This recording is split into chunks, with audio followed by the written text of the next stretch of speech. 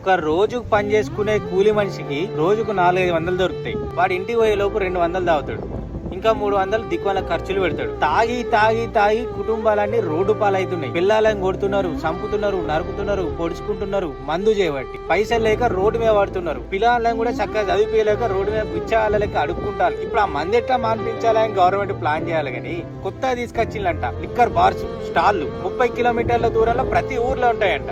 వాళ్ళ స్కీమ్ ఇది. దేనికి పని చేస్తుంది? ఇది ఎవరికైనా పని చేస్తుందా? బుక్కడి గువ్వ పెడుతుందా? గవర్నమెంట్ కి ఇన్కమ్ రావాలని చెప్పి డైరెక్ట్ స్టాల్సే ఓపెన్ చేస్తారంట. ఎన్ని టైం దొరుకుతాయట, ఉన్న కానీ ఇన్స్టెంట్ గా తయారైతాయంట. కూలోనికి తిండి పెట్టగలుగుతుందా? రైతుకు తిండి పెట్టగలుగుతుందా? ఎవరికైనా హెల్ప్ చేయగలుగుతుందా? వాడు రోజంతా పని చేసుకున్న పైసలు ఇక్కడ ఒడగొట్టుకొని ఇంటికి పోవాలి. అది గవర్నమెంట్ స్కీమ్. ఎలక్షన్లు వచ్చినప్పుడు వాడు బాటిల్ పట్టుకొని తిరగాలి, మందు ఎంబడే తిరగాలి.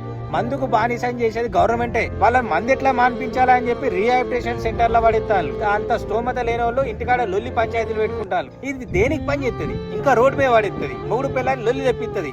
యాక్సిడెంట్లు కానోనికి అయ్యేటట్టు చేస్తుంది. కాలో చెయ్యో పోతే వాడు అడుకోడు. గవర్నమెంట్ పింఛన్ తీసుకొని బతకాలి. ఇది స్కీమ్. ఏదో ఎక్స్పెక్ట్ చేసి గవర్నమెంట్ పట్టుకొచ్చి ఫామ్ చేసుకున్నారు. ఇప్పుడు మీ మొగుళ్ళని మొత్తం లారీలో గుద్దుమని, రోడ్డు మీద వండుమని, మోర్లల్లో మురుకంపలను వండుమని కొత్త వైన్స్ వచ్చినాయి తీసుకొస్తారు. మద్యం స్కీమ్లు అంట. ఎట్లా పెట్టుకోవడానికి ఇది మద్యం స్కీమ్?